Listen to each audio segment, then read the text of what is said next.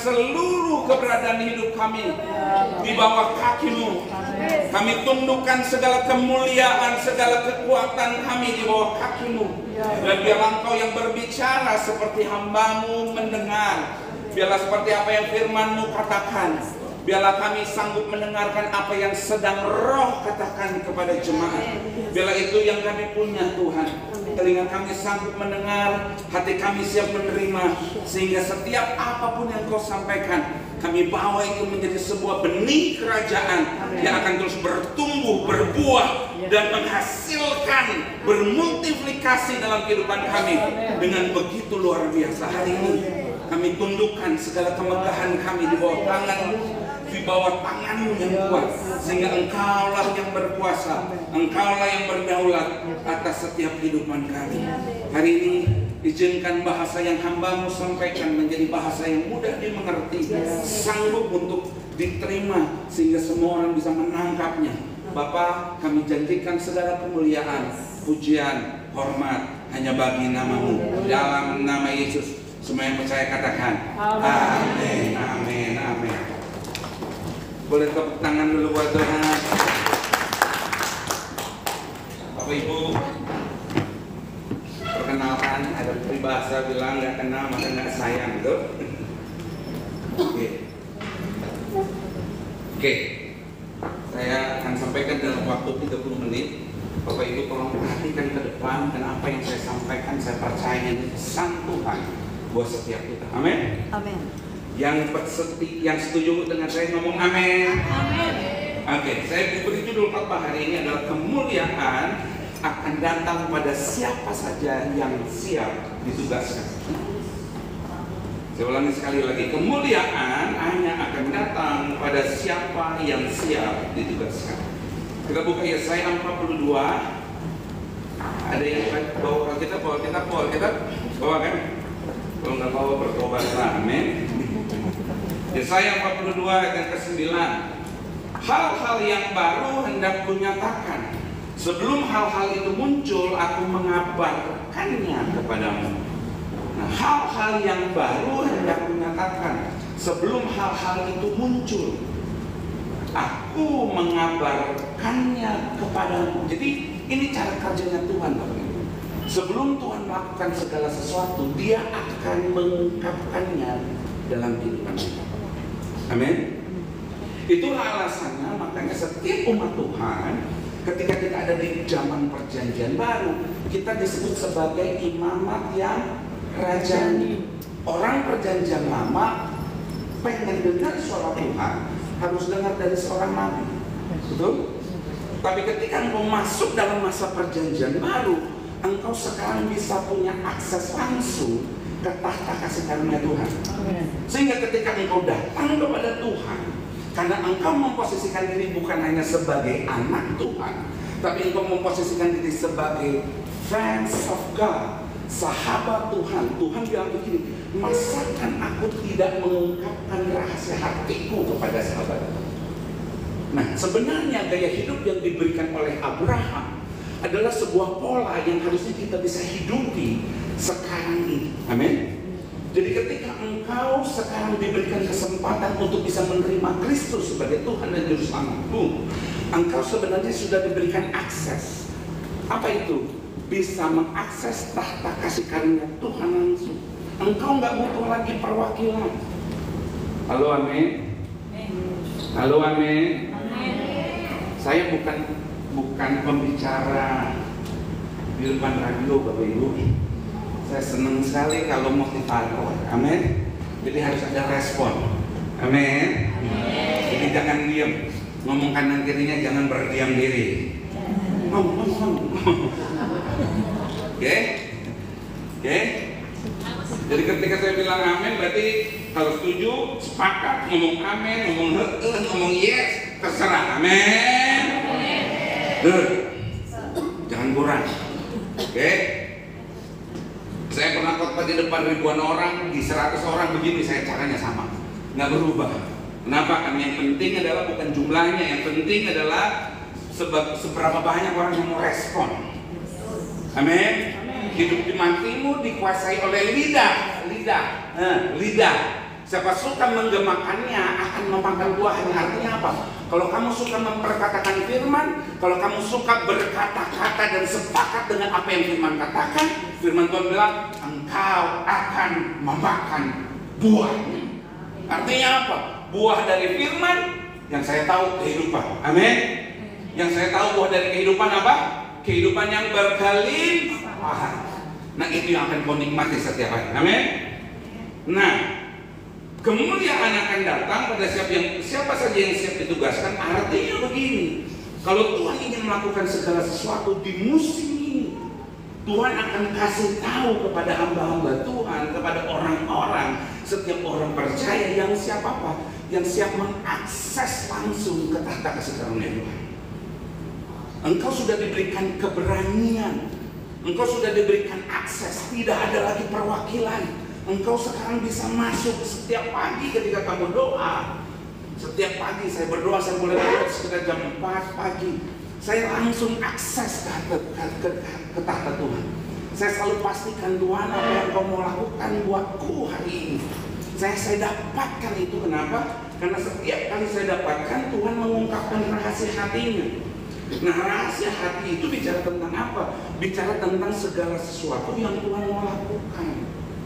Karena kalau kita baca di Yohanes 11 ayat yang keempat, Bapak Ibu akan perlihatkan kemuliaan itu bicara tentang apa? Segala sesuatu yang dipenuhi dengan kasih karunia dan kebenaran. Jadi ada dua, Bapak Ibu.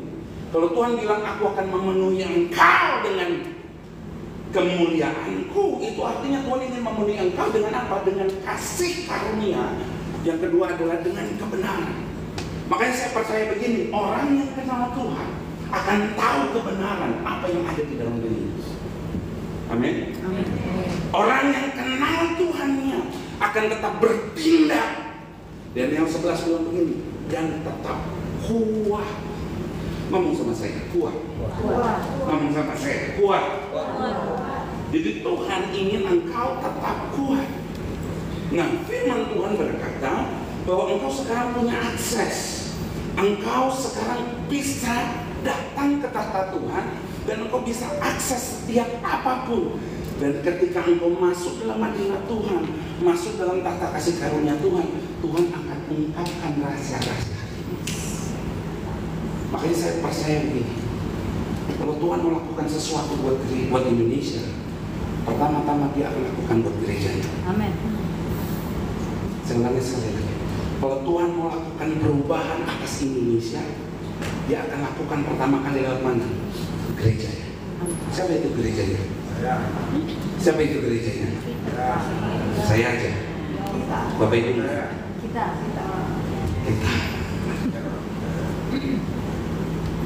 Jadi Tuhan akan memulai sebuah pekerjaan lewat mana? Lewat kita.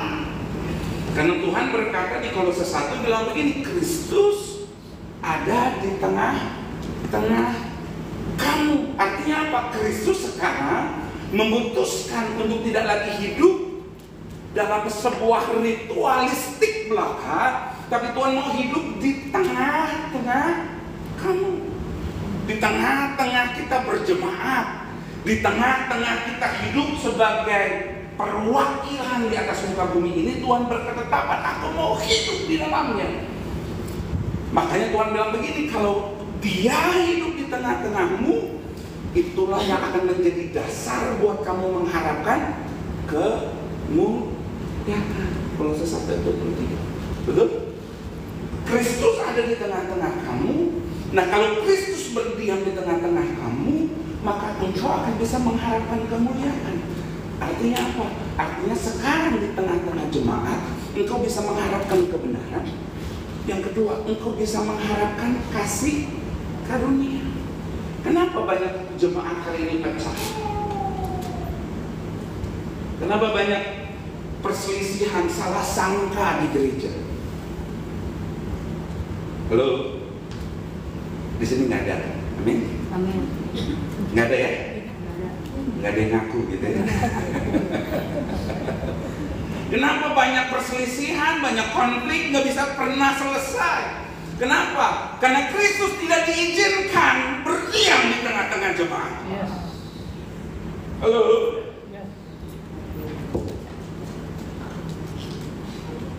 Saya diajar Bapak Ibu oleh mentor saya John C. Maxwell, kalau khotbah itu nggak boleh pelan-pelan, harus semangat, harus segenap hati. Full power. Nggak, Bapak Ibu, kenapa Kristus nggak pernah bisa berdiam di tengah-tengah kehidupan jemaat? Karena kita tidak membiarkan Kristus nyaman di tengah-tengah kita. Nah, kalau mau menikmati yang namanya Tuhan menyingkapkan rahasia hatinya dalam kehidupanmu, izinkan sekarang engkau punya kehidupan yang menyenangkan Dia, sehingga apa? Sehingga Dia mau berdiam di tengah-tengah kamu. Hari ini masalahnya, kenapa Dia tidak bisa berdiam? Bukan karena kamu kurang ritual, karena Tuhan Dia mati di atas kayu salib dan Tuhan bilang sudah selesai. Itu Tuhan mau bilang begini, kamu kan perlu datang dengan ritualistik, apalagi legalistik, nggak usah. Apalagi legalistik, nggak usah. Karena kamu sudah masuk sebagai imam tersebut. Makanya Tuhan menyebut engkau sebagai imamat yang rajani. Artinya apa? Dalam kehidupanmu kamu punya dua jabatan sekaligus. Kamu imam, kamu raja. Kamu imam, dan para imam ini berkumpul dalam sebuah sistem yang namanya kerajaan. Makanya doa Yesus bilang apa? Datanglah kerajaanmu. Jadi yang jadi doa Yesus pun adalah supaya kerajaan Tuhan hadir. Nah, kerajaan Tuhan itu bicara tentang apa? Bicara tentang kebenaran, damai sejahtera, dan sukacita. Jadi ketika kamu hidup hanya cuma mengandalkan legalistik dan kamu kehilangan kebenaran, sukacita, dan damai sejahtera, kamu sedang melenceng. Itu yang disebut dengan hamartia. Kamu melenceng dari target yang Tuhan tetapkan. Jadi yang Tuhan mau adalah buat engkau bukan hanya sekedar kamu masuk dan melakukan ritual kekristenan, enggak. Yang Tuhan mau adalah setiap kamu masuk, kamu datang dalam hadirat Tuhan, kamu bisa berkomunikasi dengan Tuhan. Dan ketika kamu berkomunikasi, Tuhan akan menjadikan engkau sebagai rekan sekerjanya. Dengan cara apa? Dia sampaikan rahasia hatinya, dia sampaikan maksudnya, dia sampaikan tujuan yang dia ingin lakukan buat bangsa di mana engkau berada. Karena firman Tuhan, engkau harus jadi berkat, engkau harus jadi orang yang siap berdoa buat apa? Tanah di mana aku buang. Artinya apa? Kalau Tuhan tempatkan engkau di Indonesia, jangan cuma berdoa buat Israel, amin. Halo. Berdoa buat apa? Buat Indonesia. Ambil actionmu sekarang untuk berdoa buat Indonesia. Berdoa, ambil. Supaya apa? Kebenaran dan kasih karunia bekerja. Kalau itu bekerja dalam kehidupanmu dan kamu bawa dalam ibadahmu setiap hari Minggu atau apapun, berapapun hari ibadah yang kamu lakukan di gerejamu, maka kamu akan dapati kalau setiap jemaat sudah punya hubungan pribadi dengan Tuhan yang akurat. Ketika mereka berkumpul, nggak ada tuh yang pikirannya, kok dia begitu ya, kok dia salamannya kurang erat ya, kok dia kalau melihat saya begini ya. Nggak ada. Kenapa? Karena fokus dari jemaat ini hanyalah memikirkan apa? Memikirkan apa yang Tuhan pikirkan. Amin. Nah, kemuliaan itu bicara tentang apa? Bicara tentang sesuatu yang bicara tentang pola sorga. Ngomong sama saya, pola sorga. Sebelum banjir bah datang, Nuh dapat instruksi, betul? Nuh, siapa? Di mana Tuhan? Di atas gunung. Betul? Sebelum kelahiran Mesias, Yesus lahir, siapa? Nabi Yesaya, nabi-nabi besar memberitahukan, ada waktunya ya, nanti Mesias datang ya. Dia akan lahir di mana? Di kandang kambing, kandang domba. Betul? Segala sesuatu yang Tuhan lakukan, ini artinya apa? Ini menceritakan tentang apa? Menceritakan bahwa begini, sebelum Tuhan lakukan sesuatu, seharusnya Tuhan akan sampaikan itu kepada engkau dan saya sebagai sahabatnya. Saya mau sampaikan begini, kalau kamu memfungsikan diri, engkau dan saya memfungsikan diri sebagai sahabat Tuhan, saya mau bilang begini, tidak ada yang katanya surprise terjadi dalam dunia. Saya bilang sekali lagi, saya kasih pernyataan ini dengan sangat tegas. Tidak ada segala sesuatu yang akan jadi surprise dalam kehidupanmu. Kenapa? Karena kalau kau menduduki posisimu sebagai sahabat Tuhan, maka segala sesuatu yang Tuhan akan sampaikan, akan Tuhan sampaikan melalui lewat engkau. Sebelum Tuhan hancurkan Sodom dan Gomora, apa yang Tuhan lakukan? Dia sampaikan maksudnya ke siapa? Abraham. Sebelum Tuhan hancurkan Niniwe, apa yang Tuhan lakukan? Dia sampaikan kepada siapa? Kepada Yunus. Artinya ini adalah panggilan baik. Siapapun engkau, apapun background kehidupanmu, masa lalumu, saya tidak lihat seberapa jahat masa lalumu, seberapa buruk, seberapa gelap masa lalumu. Dengarkan ini baik-baik. Semenjak engkau sudah datang dan menerima Dia sebagai Tuhan dan Juru Selamat, Yohanes 3 ayat yang kelima bilang begini, barang siapa dilahirkan dari air dan roh, dia dapat masuk dalam kerajaan Allah. Masuk dalam kerajaan Allah bukan bicara tentang masuk surga atau begitu. Semenjak engkau di atas muka bumi, engkau akan bisa berjalan dengan kuasa kerajaan Allah. Makanya Tuhan bilang jadi tanda-tanda ini akan menyertai orang percaya. Apa?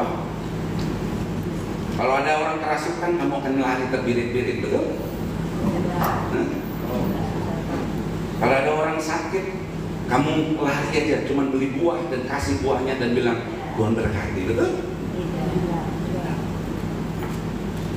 Yang saya baca di Alkitab, tanda-tanda ini akan menyertai engkau. Artinya kalau engkau bertindak dengan otoritas dan iman kepercayaan yang full kepada Tuhan. Itu yang aku berdoa atas orang sakit. Orang sakit sembuh. Cuma 1-2 orang yang setuju. Orang sakit akan sembuh.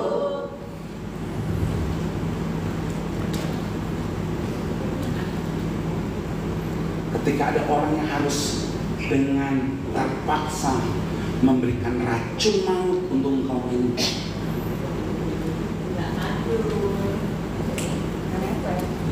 apa yang terjadi?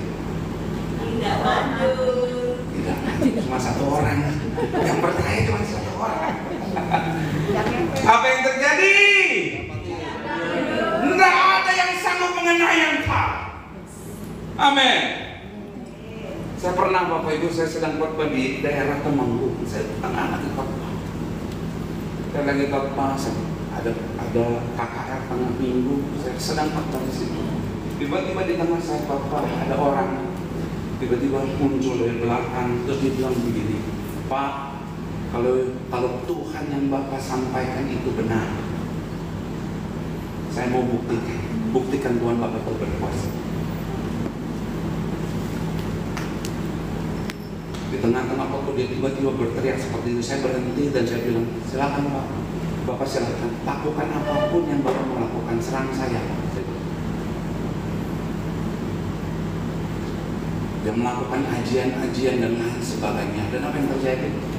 Saya berdiri di depan dan saya cuma berdiam. Selesai dia sudah melakukan ajian-ajiannya. Saya bilang begini, Pak, sudah selesai, sudah boleh ya giliran saya bilang. Pak, sini Pak, maju ke depan. Terus saya salam ini, saya salam, saya cuma bilang dalam nama Yesus.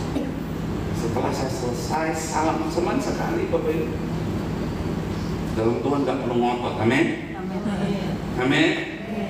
Cuman sekali saya bilang dalam nama Yesus. Waktu saya salam begini, tiba-tiba orang ini terpental sekitar 2-3 meter. Kenapa terjadi? Dia mengalami kelepasan di sana. Dia mengalami Tuhan begitu luar biasa. Kenapa yang terjadi? Hari itu di seluruh area Temanggung pada saat itu semua orang berduyun-duyun datang. Kenapa? Karena orang yang datang itu adalah salah satu dukun terbesar di daerah. Kenapa bisa itu terjadi? Bukan karena saya yang kuat, bukan karena saya ajarin, bukan. Kenapa itu bisa terjadi? Karena kita belajar untuk masuk dalam hadirat Tuhan, akses. Dan ini simpel. Pagi hari sebelum saya pergi ke tempat acara itu saya doa. Saya Tuhan cuma dengar begini, Tuhan bilang, siap-siap hari ini kamu akan berhadapan dengan penguasa kedua. Saya cuma bilang, yes Tuhan, sertai saya. Dan izinkan saya bertindak sesuai dengan apa yang Kau mau. Saya menceritakan ini Bapak Ibu bukan untuk memperbesar segala sesuatu. Tidak ada maksud di hati saya. Saya cuma mau ceritakan begini. Kalau engkau sudah menempati posisimu sebagai sahabat Tuhan, sama seperti Abraham, sama seperti murid-murid Kristus, sama seperti Yunus, engkau akan diizinkan Tuhan untuk mulai melihat dan akan bisa mendapatkan apa yang Tuhan ingin lakukan atas kota di mana engkau berada. Kalau hari ini engkau diizinkan Tuhan ada di kota Jakarta, atas ada di bangsa Indonesia, izinkan engkau bisa menjadi orang pertama yang datang sama Tuhan. Tuhan, aku mau jadi sahabatmu yang siap menangkap setiap apa yang semua engkau mau lakukan. Dan saya akan bawa itu dan aku akan eksekusinya sampai ujung usia.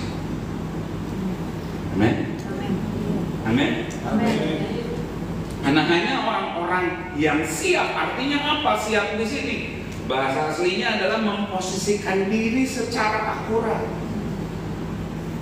Jadi bicara tentang siap itu bicara tentang apa? Bicara tentang engkau apakah posisi hidupmu hari ini sudah akurat atau enggak. Siap itu bukan cuma hanya sekedar oh aku siap Tuhan ngomong aja, enggak. Yang Tuhan mau itu bukan cuma sekedar ngomong, tapi apa? Seluruh kehidupanmu kamu posisikan untuk apa? Akurat. Sehingga ketika Tuhan bilang A, kamu siap lakukan A. Ketika Tuhan bilang B, kamu siap lakukan B. Ketika Tuhan bilang C, kamu siap lakukan C. Ada amin? Ada amin? Jadi ketika bicara tentang siap itu bicara tentang apa? Bicara tentang engkau harus memposisikan dirimu dengan posisi yang akurat. Ada posisi di mana kamu harus menjadi seorang hamba. Ketika engkau menjadi seorang pemimpin, Tuhan bilang kalau kamu mau jadi pemimpin, kamu harus jadi pelayan. Berarti posisi itu penting Bapak Ibu. Dalam segala sesuatu kamu harus tahu posisimu apa. Kalau kamu adalah pemimpin, kamu harus jadi pelayan. Halo amin. Halo amin. Kalau kamu mau bertumbuh, tadi kita belajar ada 3 posisi, ada prajurit, ada perwira, ada triwira. Kamu harus tahu kapan memposisikan hidupku. Amin. Jadi bicara tentang siap itu bicara tentang memposisikan diri. Karena hanya orang-orang yang tepat di posisi yang tepat dengan paradigma yang tepat, maka orang inilah yang akan diizinkan Tuhan untuk menerima mandat profetik yang akan Tuhan sampaikan dalam hidupnya.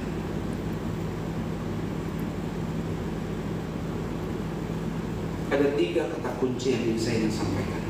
Kalau kamu mau lihat kemuliaan Tuhan benar-benar bisa terlepas dan bekerja dengan sangat akurat, ada 3 hal, ada 3 langkah yang harus kita lakukan.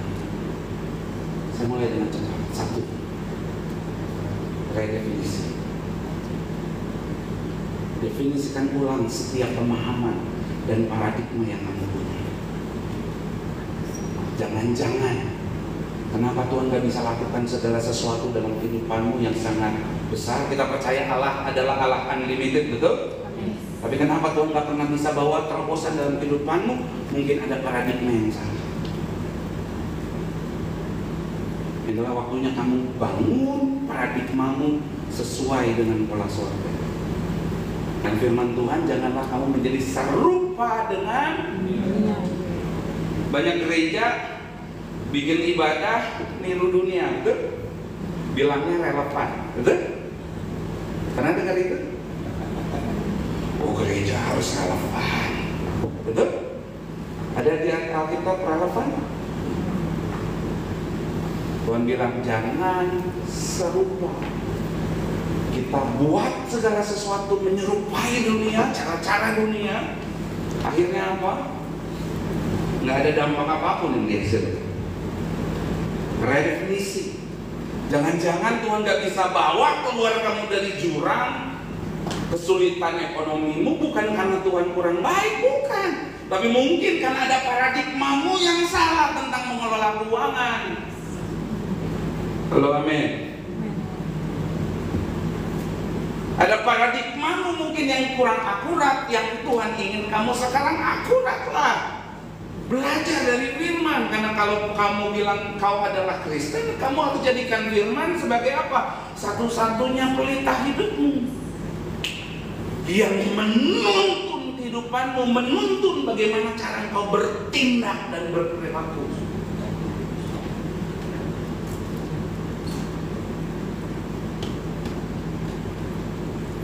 Amin. 1 Petrus 5 ayat 25 yang lain kali saya akan berikan. Bahwa paradigma dasar keyakinan bagaimana cara kita berpikir itu akan menentukan kemana kita akan berakhir dalam kehidupan kita. Seringkali kenapa Tuhan gak bisa lakukan segala sesuatu mukjizat, segala sesuatu yang kita sebut, kita kenal dengan yang namanya breakthrough, bukan karena Tuhan kurang baik, bukan tangannya kurang panjang, bukan telinganya kurang mendengar teriakan-teriakanmu, tapi karena masih ada beberapa dasar keyakinan yang kurang akurat yang masih kamu butuh. Kalau kamu kesulitan, segala sesuatu yang namanya medis sudah nggak ada, nggak bisa sanggup menolongmu, apakah engkau masih tetap bertahan dan mengandalkan Tuhan? Atau kamu cari pengobatan alternatif?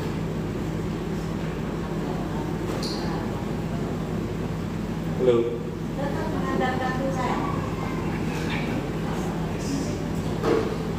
Tapi di beberapa jemaat karena udah kepepet, apa yang Tuhan, kau tahu isi hatiku apa-apalah Tuhan ya, sekali ini aja. Demi Tuhan, demi, betul? Apalagi orang Jakarta kan?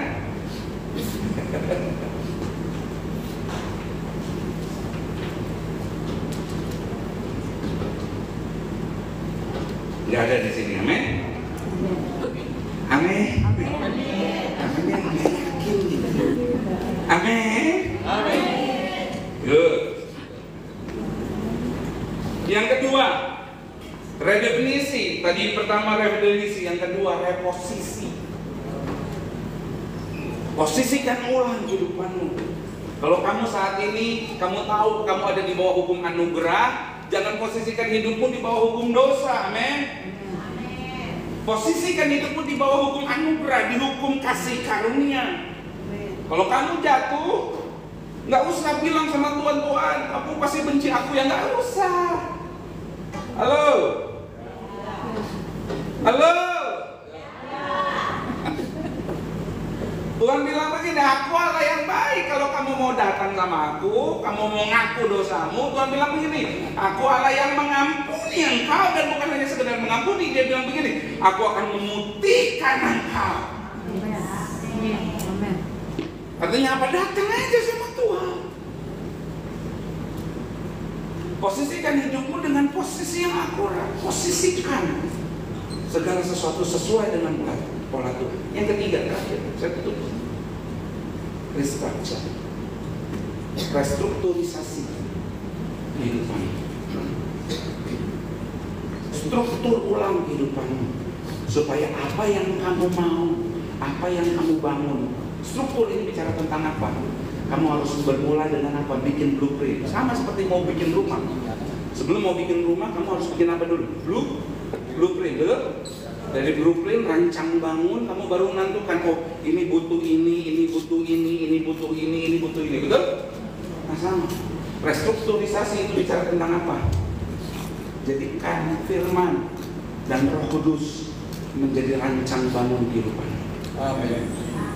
Jadikan semua pola sorga yang kamu temukan ketika kamu masuk dalam hadirat Tuhan menjadi rancang bangun yang kau bangun, yang kamu bawa dalam kehidupanmu. Sehingga apa? Dalam setiap keputusan setiap hari, dari yang terkecil, engkau memutuskan, aku mau ikut firman Tuhan.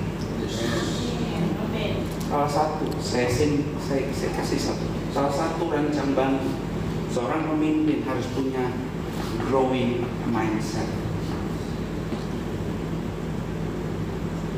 Jangan pernah puas dengan kemuliaan masa lalu, karena kemuliaan masa lalu tidak akan pernah kamu bisa bawa dan kamu pakai untuk zaman ini. Jangan berharap kemuliaan masa lalu, kemenangan masa lalu kamu bawa dan kamu berkata aku bisa menang karena aku dulu masa lalunya bisa menang. Keputusan merestrukturisasi hidupmu dimulai ketika apa? Dimulai ketika kamu memutuskan segala sesuatu yang terjadi dalam kehidupanmu, apakah kamu mau bangun itu sesuai dengan pola sorga atau tidak.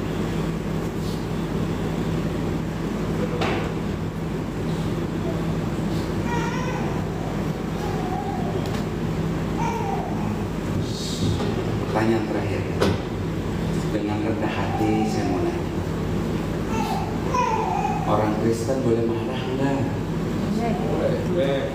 Marahnya nggak sengaja. Marahnya nggak sengaja. Boleh marah enggak? Boleh. Ayatnya di mana? Ada, kalau marah jangan sampai matahari terbenam. Siapa model kita? Kristus, betul? Paling simpel. Kalau nggak hafal ayat Alkitab, lihat aja dari seluruh kehidupan Kristus, Yesus. Waktu di atas muka bumi ini, Yesus pernah marah? Apa? Bait Allah, betul? Waktu dia melihat bait Allah dipakai untuk jualan, betul? Sekali-kalinya kita baca Yesus marah. Itu waktu apa? Waktu kepentingan bapaknya diganggu, betul? Yes. Waktu Yesus dikhianati oleh Yudas, Yesus marah? Enggak. Waktu Yesus dikhianati oleh Petrus, Yesus marah? Enggak. Terus kenapa kita marah? Waktu orang nyakitin kita.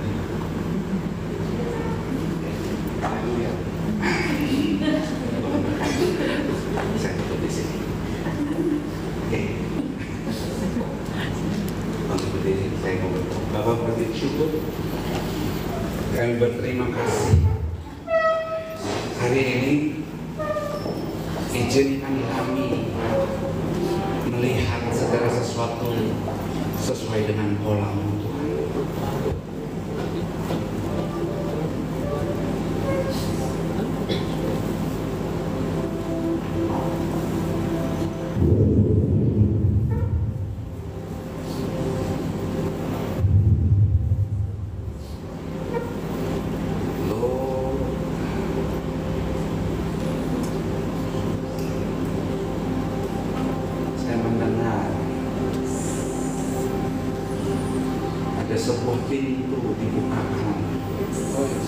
pintu ini sangat ilahi, Bapak Ibu.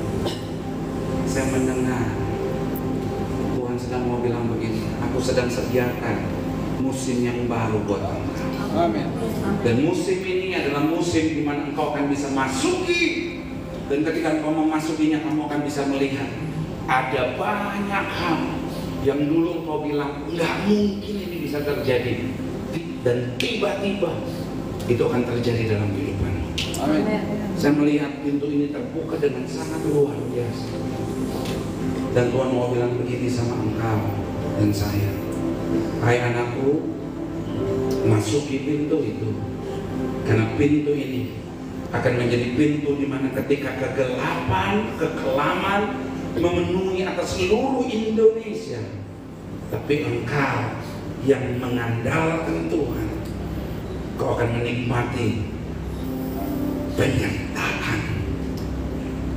Yes. Yes.